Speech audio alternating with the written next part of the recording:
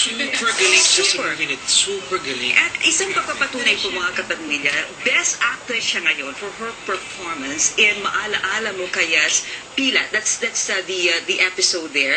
At yung mga natalo mo sa competition, talagang mga veterano na talagang kilala ng mga actress. Anong pakiramdam mo that you are finally considered as an actress?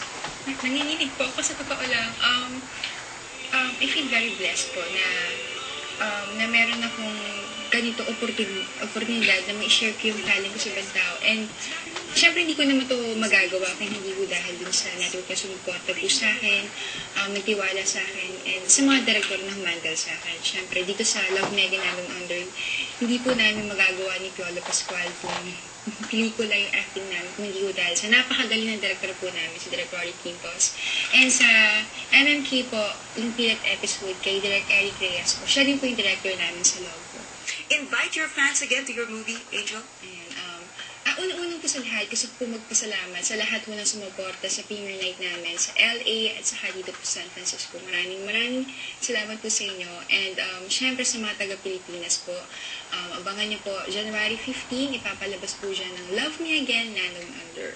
At kasama po namin syempre dito walang iba kundi si Bishop Piolo Pascual, directed by Direk Rory Quintas.